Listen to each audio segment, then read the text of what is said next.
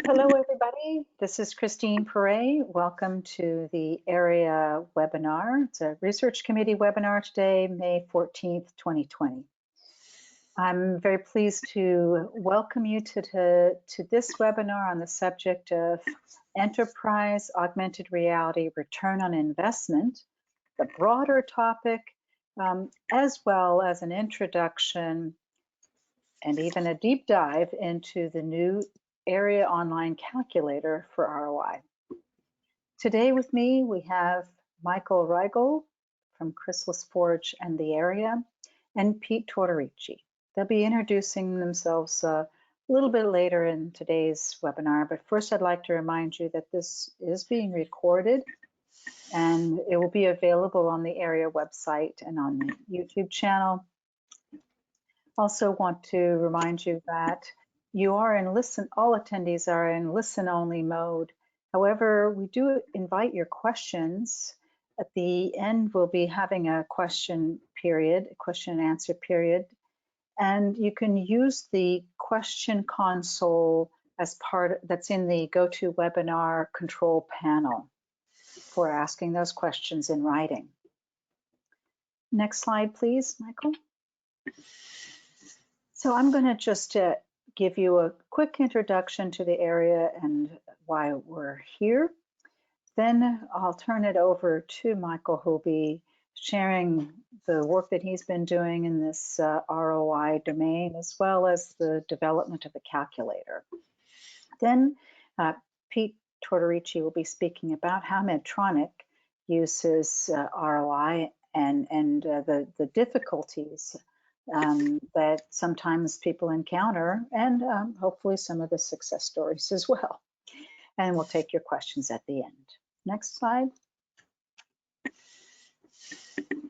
So the area's mission is to support and accelerate the development of a comprehensive ecosystem of businesses, non-commercial entities, and people who are all driving towards the adoption of enterprise augmented reality, in particular augmented reality that helps productivity and reduces risk. So at the top of our triangle here are the large enterprises, large and medium enterprises, who will be able to reap the benefits of augmented reality when they can deploy that to their employees and across their businesses in many different use cases. Companies that are area members today are quite far along in their introduction of AR, and there are many who are seeking to learn from those thought leaders who have gone before them. The large enterprise customers are supported in a way by the providers of technologies, and they provide hardware, software, and a variety of services to commercial entities, and they're doing their best to use the latest research, some of which is done internally, and some of which is led by non-commercial entities such as universities, research institutes, and academic, other kinds of academic groups and industry groups, consortia. So these three segments of the ecosystem are really the target for the area.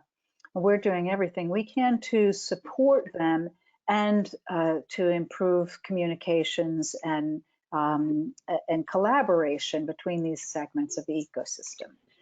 Next slide, please. We do that. We do this support structure, the growth of the ecosystem, in 4 strategic pillars. The first is to provide thought leadership content, such as that which is being delivered here today, but also through our website and by collaborating with other entities and our members to conduct events. So events provide us not only an opportunity to network and to share experiences, but also to share our difficulties and to develop partnerships. So we call that the networking and marketplace pillar.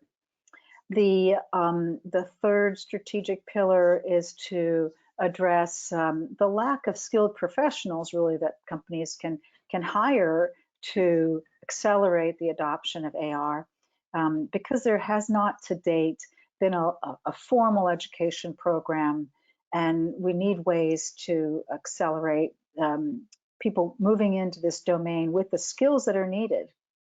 And finally, we have a variety of committees that address specific barriers. We include the committees, the Security Committee, Human Factors, Safety Committee, and this Research Committee, which is bringing you this webinar today.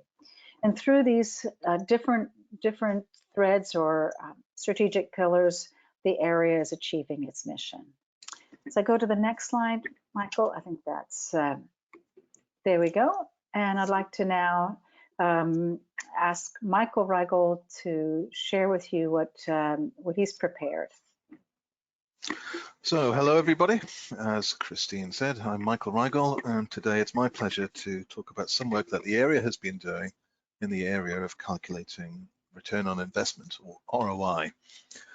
So I will be talking for the next 30 minutes or so, and we'll cover the objectives, what we're trying to get across in today's webinar, some financial terminology very briefly, and we'll talk about the value of ROI and NPV. And then we'll go into some detail on this new online ROI calculator tool that we've developed here at the area, which is available to the AR community. We'll cover in detail how to use it, what it provides, both to users and to the community at large, and then some supporting resources that if you wish to read further, you can go and read those.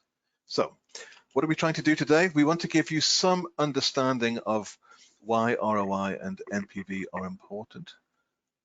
This is obviously not going to be a corporate finance webinar, but there are some key terminology items that we will be using throughout this that we just wanted to have a basic understanding of what they mean.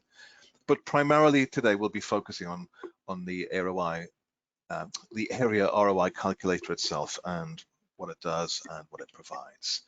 So why are these items important? Why is it important to understand the ROI? Well, as a potential purchaser of AR technology, any data that supports the investment in this technology in a business context is clearly important. We've talked in other area editorials in the past about the difficulties of getting past the so-called cool demo and going into an industrial deployment. And often some of the things that have been missing during that process are really trying to frame the application and the benefits and also the costs of augmented reality in a business setting. So this helps you as a purchaser of this technology to assess this as an investment opportunity within your own business. But as a supplier of AR technology, the ROI calculator can help your prospects understand themselves and therefore obviously communicate internally to their management and others the value of, or the potential value of an AR deployment. This terminology of ROI and NPV, and we'll define these briefly in just a second, are common metrics that are used by corporate finance staff to assess the value of investing in a particular capital acquisition or a strategy or an initiative. And what these metrics really help to do are not just understand this particular investment in isolation, but also helps senior management within a corporation to be able to understand what are the potential benefits of this investment with regards to the landscape of other opportunities that we have to invest our corporate assets in developing. So it helps articulate the case for adopting and deploying augmented reality with a set of tools that again allows corporate executives to be able to understand this value compared to what may happen with other investments. But what it really tries to do is to frame all of this discussion up as a business opportunity rather than as a technology project. So just briefly, some terminology. Today we're talking primarily about ROI, or return on investment. And that is simply defined as we've got written here. I'm not going to read out the text, but it's essentially if I invest my money in this particular strategy, what is the likely payback for me? I.e., how much money or cost savings will this investment make? Another commonly used term is net NPV, or net present value. And this is frequently used, as I said a few moments ago, as the key way of measuring between competing places in which to invest money within a company. And NPV is essentially the present value of all future cash flows, and having discounted those back to the present time at the appropriate discount rate, less the cost to acquire those cash flows. It's essentially looking at the future value of the money being spent now. Very similar in concept to ROI, but NPV is just another way of looking at a similar business aspect. And again, they help to answer the question, why invest in this project rather than others? Another piece of terminology that we'll need as we go through the ROI calculator is something referred to as the cost of capital. And this is essentially how much is it going to, what is the required return that we have to make on spending this money? That's typically expressed as a percentage. It's usually between 6 to 9%. It will vary across company, it will vary across industry, but it will be something that will be known within your organization, within the corporate finance staff. You may hear this referred to as WACC, or weighted average cost of capital, which is something very similar, just a more complicated version of this. But again, you'll need this number as you go through the ROI calculator, and that your company should be able to provide the cost of capital of your organization. Okay, so terminology over. Let's take a look at the ROI calculator itself.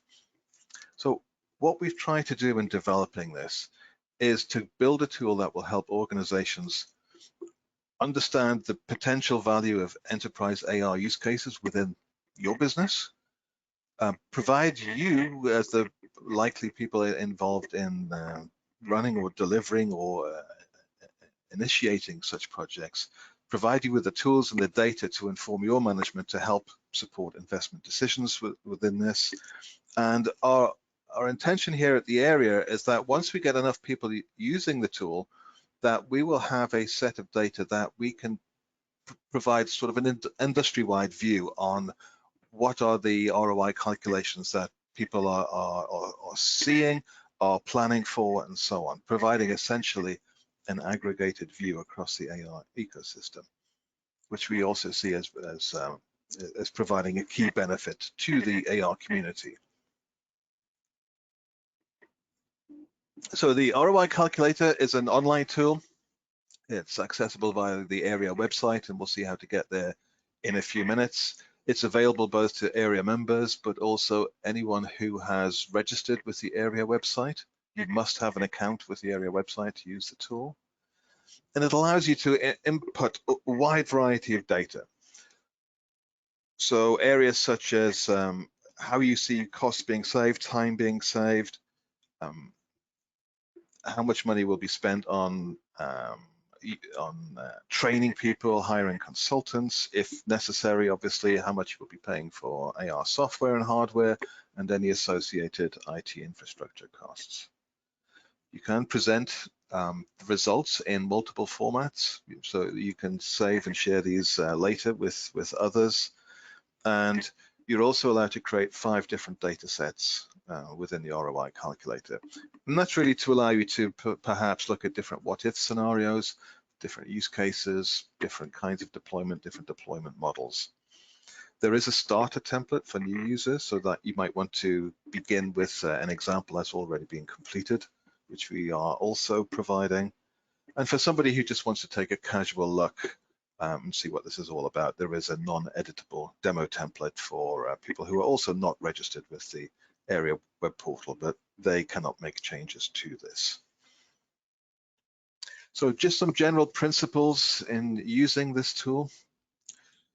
As I said, you must have an account with the area and be logged in. It's important to note that your data will not be shared. Any data that we will share in the future will be obviously anonymized and aggregated across many users. Your individual data will not be presented anywhere.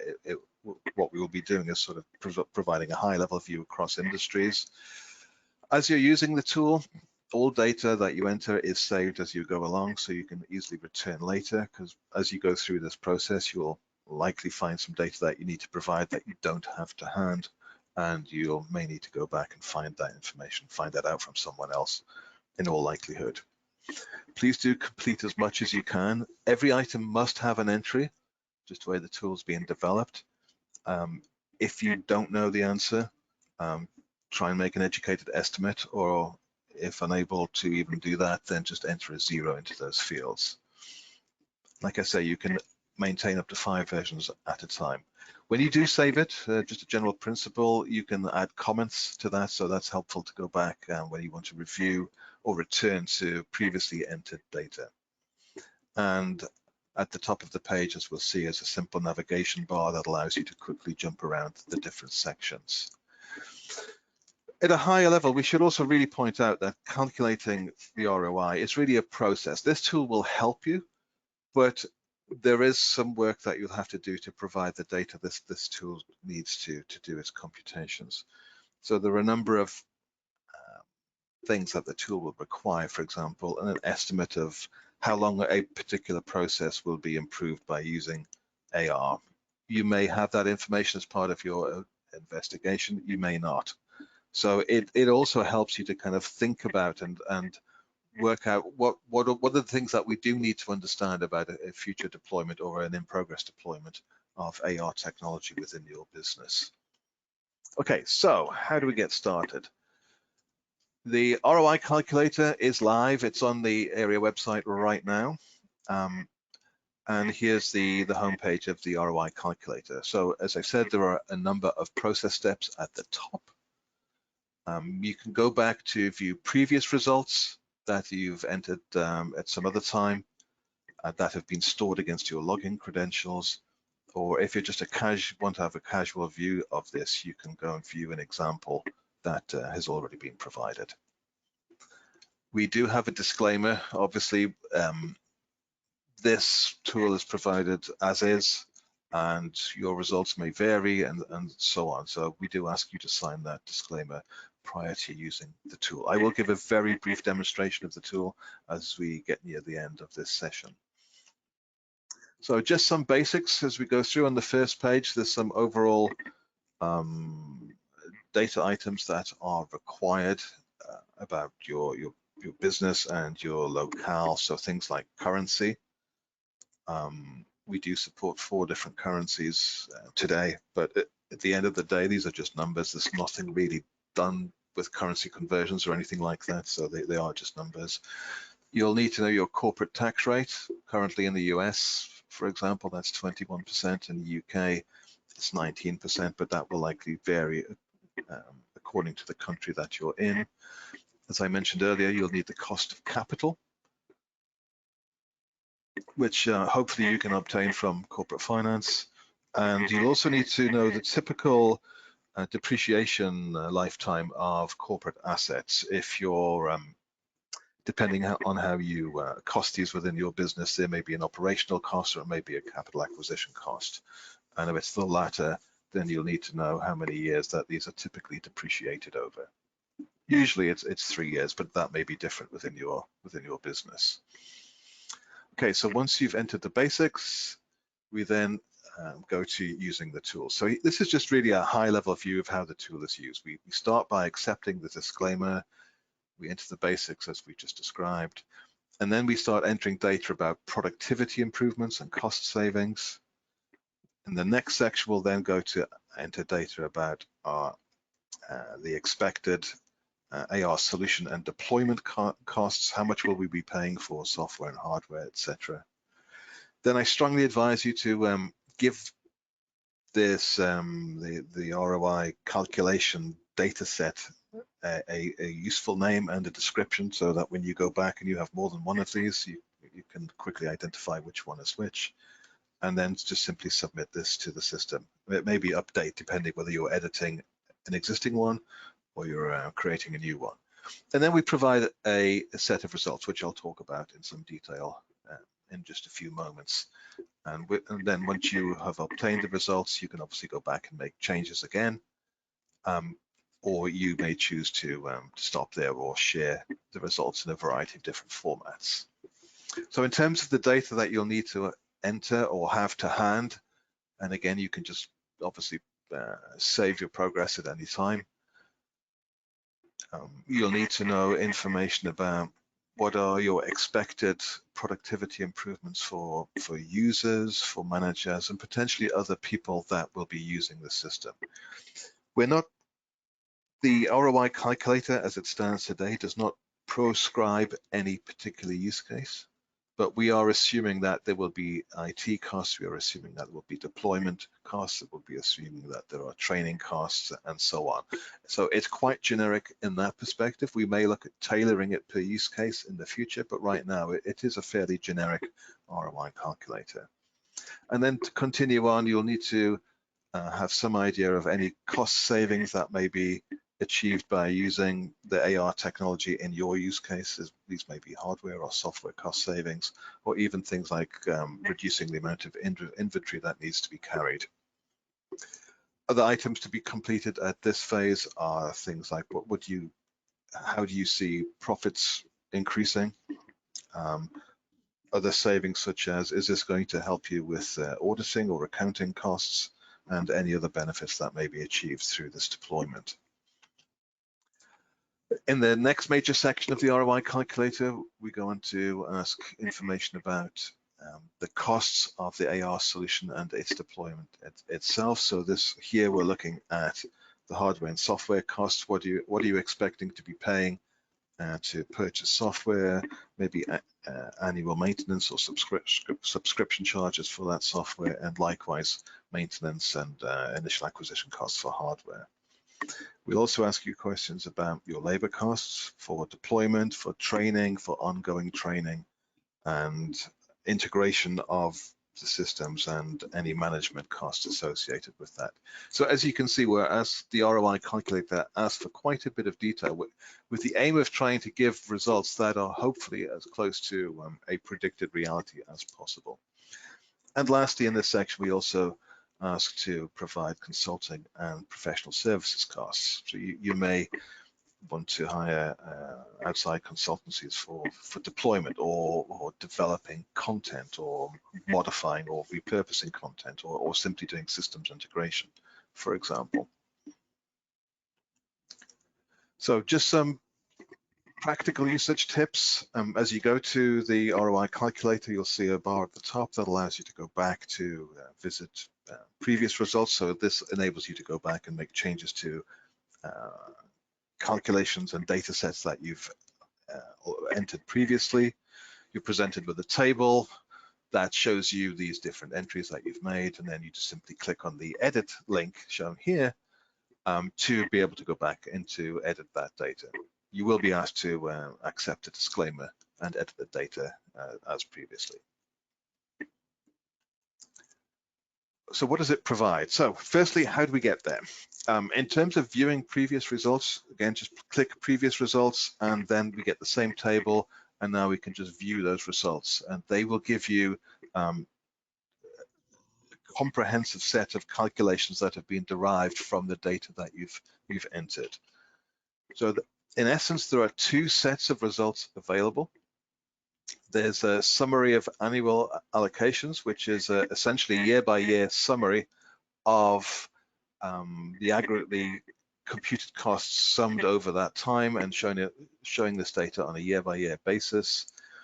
But perhaps more importantly, the tool also provides you with the ROI analysis showing year-by-year cash flow before and after taxes, in addition to the net present value, or NPV, as well as a summary of costs and savings, and again, the depreciation schedule for assets that have been identified as capital.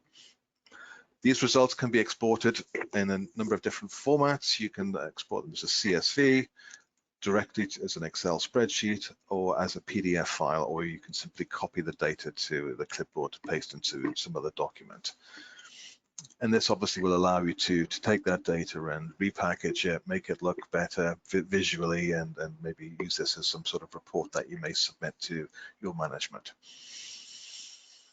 So if we look at the example data set, we have populated the database with one example that allows you to go and just kind of see what might be representative numbers.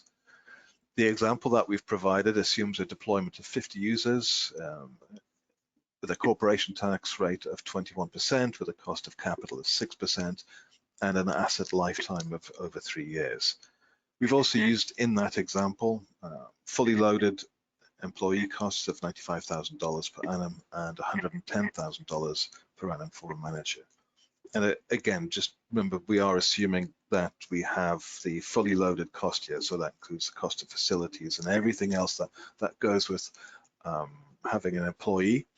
And again, it may be helpful for you to talk to your finance people to get that data. They will be able to provide that for you as a set of average numbers. So here are some numbers that this example is showing. So we're showing that we have a positive cash flow of $1.9 million, just over, in this particular example before taxes, and likewise the net cash flow after taxes. In this particular case, we're showing an annual ROI of 300%, with a net present value shown there as, depending how far we want to look ahead, basically showing what's the value of the investment being made today at that point in time. So there's a number of different financial data that's being computed and presented to you. And I really urge you to go and have a test the system out and hopefully use it in anger. So let me just give you a very, very brief demonstration here. So it's on the area portal. You can go there right now. If you go to resources and select the ROI Calculator tool, this will take you to the landing page, which just gives you some further information. But to get into the area ROI Calculator, just hit the link down here. And now we're in the ROI Calculator. So what I'm going to do here, I'm not going to go through and obviously start entering all of this data, but I just want to show you what it looks like when we get the results of these computations. So here I'm going to look at some previous results. And as we'll see here is, this is the example template that I mentioned earlier that, again, describes a deployment for a medium-sized company to 50 core employees, and there are several others who are also using that system. So if I look at the results of that computation, as you see, we get a comprehensive set of data in terms of the annual allocations of costs and savings aggregated up, which is kind of interesting to see in itself. All of the kind of costs that I talked about, labor costs, IT costs, and so on, for different kinds of users. And then if we go to the second tab here, we see the ROI information as well as the NPV. So again, the numbers that I just shown, we've got our cash flow before tax and after tax, NPV, a summary of all of the benefits that we're making, a high-level summary of the costs, and much fewer details than from the previous tab. And again, a summary of the costs of capitalized assets and depreciation of those capitalized assets. So we can export these to a PDF, and just to quickly show you what that looks like. Here's how that data is summarized as a PDF. It's a set of numbers in a table, basically. But perhaps more interestingly, and just to make this data more reusable, we can very quickly get that into Excel. And that gives us all of this information, which then, of course, you can modify and in terms of presenting it in a house style to repurpose elsewhere. Okay, that's really the demonstration. If I just finish off here by just talking about some of the resources that are available. So there are links embedded into these slides, which we will be making available as a PDF. But again, to access the ROI Calculator, go to the resources menu on the area website and go into the ROI Calculator tool. There is a tutorial which covers But the material that I've covered today on how to use the tool, and that's available from here. There's a link just in the landing page that will take you there. So I would suggest that you take a look and read through that first, just to give you, again, a reminder of how to use this tool. But also, for those who are interested, that there's a report and an abstract that were prepared at the back end of 2017 by a company called Strategy Analytics, a project commissioned by the area, which in the first case, there was an ROI analysis for using AR in maintenance repair operations. And that report is available on the area website. Just search for AR ROI and you'll find it there.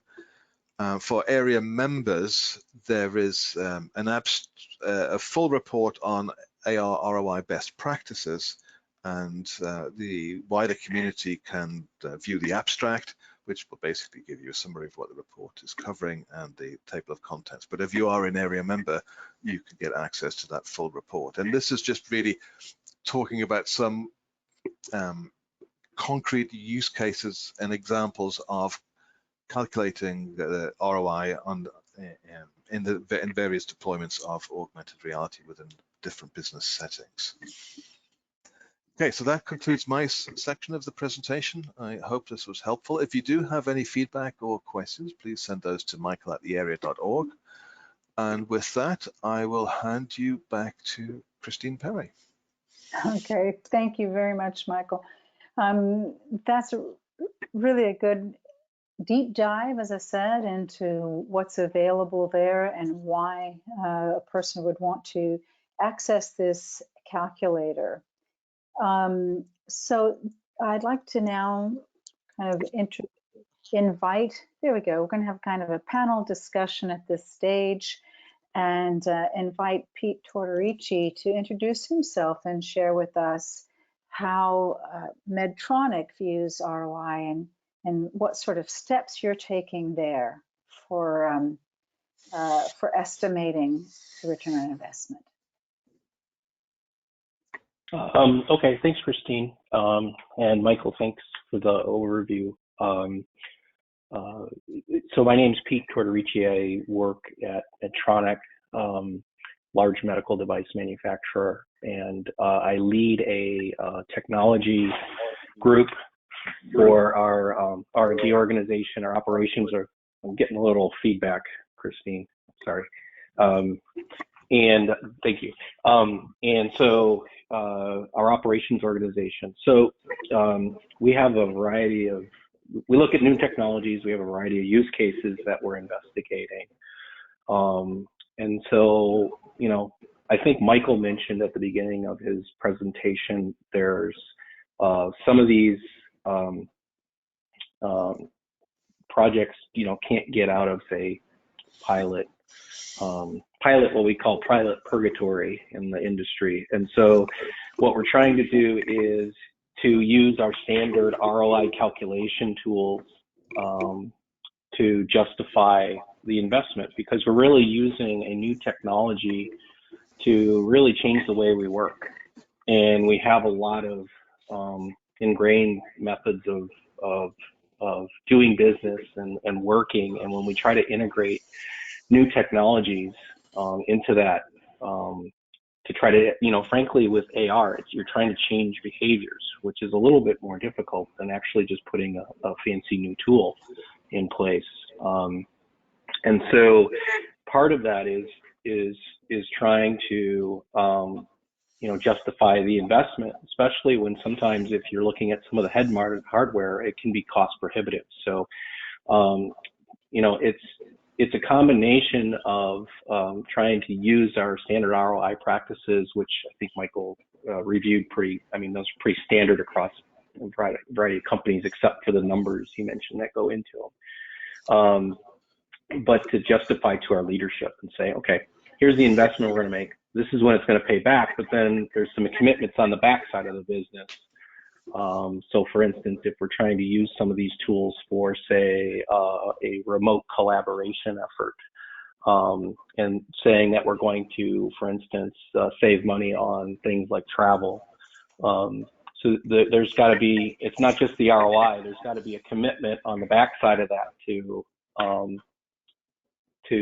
kind of reduce the amount of budgeting and put some trust in the technology that we are going to see the benefits. So that's just kind of a general introductory maybe comment to start the discussion.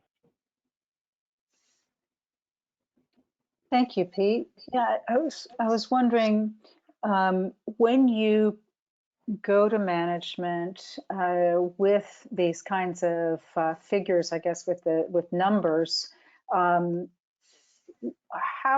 do you present those? Is it a matter of getting the graphs right and getting their, you know, are they looking for some target numbers or certain speed at which AR could pay for itself, in your experience?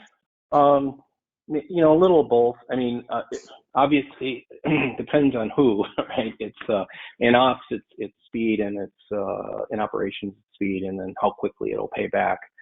You know, you know, again, the thing that makes our industry a little different and very similar to a lot of others in maybe high reliability, such as like, you know, aerospace and those is, if we get into use cases which start to interact with our, say, quality system, meaning we want to, let's use an example. Let's say we're going to use AR for a, you know, operator training of a process, right? We already have established work instructions. And so when you do things like AR, the ROI may take a little longer just because even though maybe the benefit's there and you may be mistake proof, you start to cross into compliance activities that require interaction with our quality systems. And once we start doing that with new technologies, it can be a little onerous as far as what you need to do to demonstrate compliance.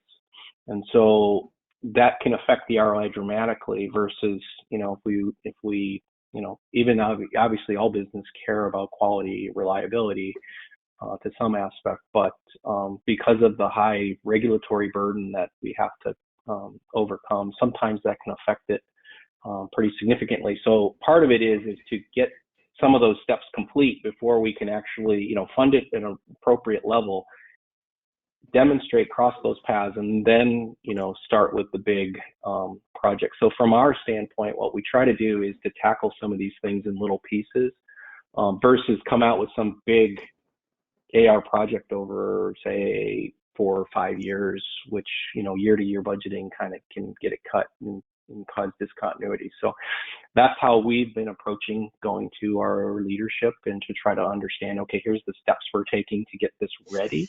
Then once it's ready, then you can initiate the bigger process, which then includes the more formal ROI. So part of what we do as technology is we do the technology in order to demonstrate what the potential benefit would be, versus come in with something unknown and then just tell them what the benefit is and then it's wrong later on. I suspect, thank you very much, Pete. That's very insightful. I suspect also that the ROI and the risks and the kinds of compliance depend on the use case, wouldn't you say? How do you see absolutely. ROI varying? Absolutely. Yeah, absolutely. I mean, if you do something, for instance, let's say you're doing a manufacturing training operation of somebody making a, you know, highly specialized, you know, implantable life-sustaining medical device. ROI on that may not be the greatest if you want to say, well, I want to use it for, you know, operator, you know, kind of onboarding type thing and training, and part of that, it may be difficult to justify. However, sometimes when we look at it and if you look beyond just how long it takes somebody to onboard versus saying, if we have a process, for instance, that's highly complex that might result in, I don't know, I'll make up a number for the sake of argument, say 25% scrap of a device because of steps being done incorrectly, and integrating AR will eliminate that, and the cost, they've thrown out a full device and it's really expensive. The ROI may pay to just augment that particular process to eliminate, say, you know, 90% of the scrap. So that's why we have to be really careful and look at it from multi-dimensionals versus just saying we're going to ubiquitously integrate AR in all of the manufacturing environment. without looking at exactly what you want it to do. Right. Michael, do you have some any feedback or experience you want to share on the subject of variability from use case to use case? Yeah, I think it obviously, and I think Peter touched on some of the points I would have said as well, but obviously there are some deployments, use cases that are much more expensive to operate in some ways without AR than there are with AR, especially when it involves going into training in hazardous situations, for example, or that involve just getting to difficult locations. By being able to do things like training or being able to remotely understand and visualize that data in context, it obviously there is an immediate larger tangible benefit for those difficult scenarios. Other use cases, there may be less tangible benefits in terms of less lost opportunity of cost of being able to save time and people carrying out that use case rather than saving a whole ton of money. It's just improving employee retention. There are a number of other soft benefits that could be there as well, saving time, employee morale, especially in the current situation. There's a whole other set of other soft benefits that could be achieved by using AR. So yes, I would say there's a huge variability. You know, and that's an important point too, because that's a real good point, Michael, because there's a lot of these soft benefits. For instance, when we've done AR pilots and projects, and we get a lot of positive feedback from the people saying, hey, this is great, I really like it. That typically doesn't go into an ROI calculator, right? You try to have a hard time capturing operator satisfaction, you know. However, that does translate to things, and trying to maybe capture that in addition to just the pure numbers is really a good point. Yes. So, in fact, someone in the question on the GoToWebinar asked if we could describe a little bit some of the thought behind calculating productivity improvements. And productivity improvements is something that is asked for in the ROI calculator. In my experience, one of the methods of estimating productivity changes is by doing time trials and showing or comparing the with and without AR methods and the time in each step and time checking the instructions and so forth. Are there some other ways or things that you guys have seen as far as ways of calculating productivity, impact of AR on productivity?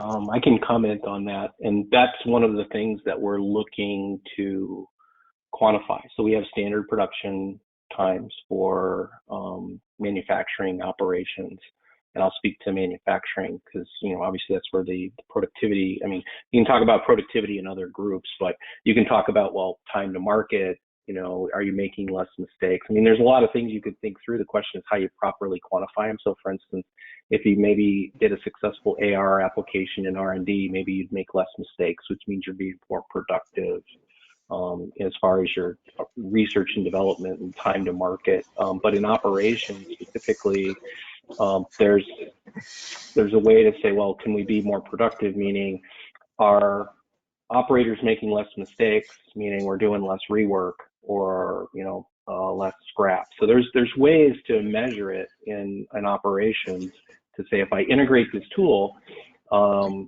especially when you look at it, say something that has high rework rate or high scrap rate, and then says, okay, you know, now I'm not wasting time on having to rework or scrap things, which means that my throughput's higher. So yeah, those are types of metrics that are definitely in our ROI, just general ROI factors that we factor in. Yeah, and just to add to Peter's remarks here, that obviously from a productivity perspective, there is a number of other aspects that AR can help, such as typically we find that when somebody has gone through a training exercise, their learning retention is much higher than having learned an exercise with other methods from from paper or documentation. So there's a productivity improvement and just getting the person ready to do the job.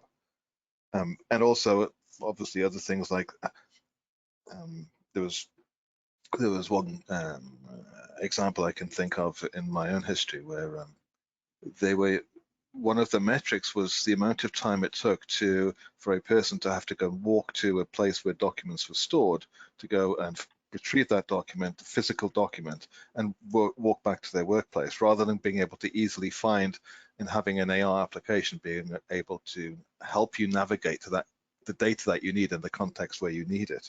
So there's different ways of looking at productivity, I think. It's not just, do I do the job more quickly? There are other factors that sit around that. Great, great. Those are very important points. Thank you. I think we've been focusing. Yeah, that's a really good. Just real quick, I think that's a really good point. I mean, one of the other things too, as far as productivity is how much time it takes to onboard someone and make them. So, for instance, it's not just productivity of the new person; it's the lost productivity of the person that has to do the training. So, for instance, we've got some very complex manufacturing processes. In order to onboard a new employee, it takes, several months, and to get them to, so that they can turn them loose. On the other hand, there's expert trainers that have to take the time to onboard those people that aren't doing other things that you need them to do in the factory because they're training. And then what if you bring in multiple people to train and they all need help? And it's almost like they're waiting for this person to get done with the other person so they can help you. So there's a lot of issues to productivity, not just the new people too. So that's a real good point, Michael. It's just, onboarding and training is a really important aspect of this. Great, thank you both. Those are very insightful points. Great points to raise. We've been talking a lot about the enterprise themselves doing this analysis internally. I'd like to turn our attention slightly to the providers of technology who may need to support their customers, especially their sales prospects, before they can become customers. Do you think that it is a good idea for someone who's in a sales role to use the online ROI calculator? And if so, how would they do that? So suppose you're managing a sales force for enterprise AR hardware or software. How would you introduce this calculator, this new tool, to your sales force, and what should they do with it? Michael? Okay, if I could start there. So firstly, just to reiterate that all data that is entered into the tool remains confidential. So if you are a salesperson working for a supplier of this technology, your prospect may be unwilling to provide that data to you, because obviously that puts you in a good position as being a salesperson of having access to that information. So I think there's two things that could be done. One is to just encourage your prospect to complete the ROI calculator inputs themselves. Or if that's not going to be possible, it goes back to one of the points I made earlier, that hopefully if the tool sees sufficient usage, then we will be able to provide, again, anonymized but aggregated industrial data that, as a salesperson for an AR technology provider, then you could point to and say, look, this is what has been found elsewhere. This is real information that has been provided by groups of people in various industry sectors, and maybe we can break it down by industry sector at that point. But just maybe that would be the only other alternative if your prospect is not willing to use the tool themselves. Otherwise, they may not wish to provide you with the sort of data that needs to go into this tool to somebody who's trying to sell them a set of products or services. Sure. Sure. What about entering some sample data to show the prospect, in the tabular form that this calculator produces? just to give them an idea, would that have access, would that impact our not having real data, but would that not maybe introduce errors into this collective data figure that you're trying to, that you've spoken about? You know, if we have people testing it and sort of putting in fictitious data, that may have an impact on the quality of that big picture. Of course, all data that comes out is dependent upon the accuracy of the data going in, and obviously the data that we will be aggregating will be reviewed first. So anything that looks wildly optimistic, shall we say, would be filtered out. Just going back to the previous point, I'd also like to suggest that if I was a salesperson for a AR technology company, I think some of the information that would be willing a prospect would be willing to discuss would be obviously perhaps the numbers of people and the kinds of use case that they're looking to adopt. So if I was a salesperson for a technology company, I would use the tool myself and fill in with the best information that I can glean from my prospect and some estimates about what the cost of employees are. You can make some reasonable estimates about what those might be and how many people, and use that as a starting point. So you give them a number of metrics. Look, here are the assumptions we've made. This may be a little bit like what you're envisaging, or it may be not, or it may be how your company changes defines their own cost of capital, for example. But if I was a salesperson, I would try and make a best guess and use that as a tool if they're unwilling to do it themselves. Okay. I mean, I think maybe the other thing on that too is to you know, when we try to calculate these, and if somebody comes to us, I mean, you know, I'm not saying this is different from AR, but we've had people come and try to sell us obviously a variety of things. And you know, the numbers end up being like, oh, you're going to save, you know, $100 million in 2 years or something. And it just, you know, sometimes the numbers get too big, and then you kind of go, oh, wait a minute, come on. So it might be something where and then there's also, especially with AR and productivity and things like that, typically what we are like to do in our maturity models is do some sort of modeling in a range. Right. So what happens is sometimes, you know, obviously, you know, with any leadership, right, you quote a number and then that's the number they remember.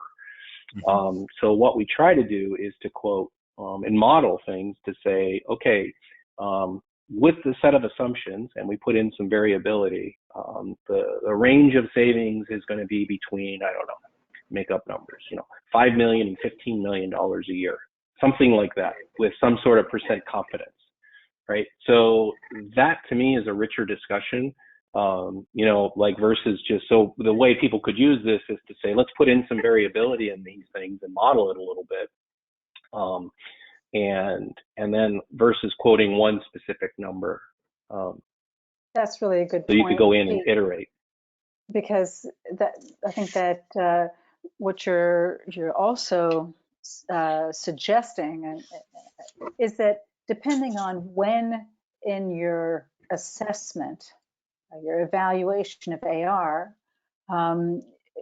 you're doing this calculation, you may find that you're quite early and you have you know, really outstanding numbers. But when you start to get more users on the system and you start to understand better what the different costs are, you'd have to maybe come back to the calculator and rerun your estimates.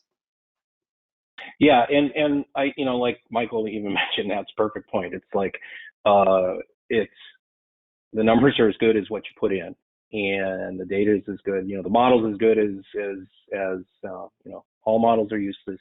Some are, you know, all models are wrong. Some are useful. And so, you know, as you think about how we'd like this to mature for a tool for us, we could incorporate, you know, some things like Monte Carlo modeling into this, which we do for other programs, where at the beginning of a program, you don't know a lot. And so you might say, hey, my error bars are pretty big. But as as I progress along my technology and I start to work on integration, then those error bars shrink and then becomes pretty small as we get to implementation. And then you take that and put it in the next one and iterate. So there's a lot of ways that this can mature going forward, and people can work with it and give us input. I agree. I think that making this available as an online tool so makes it much easier for people to use and get more familiar with these principles that Michael described, and that are so important to making investment decisions, making good sound business decisions.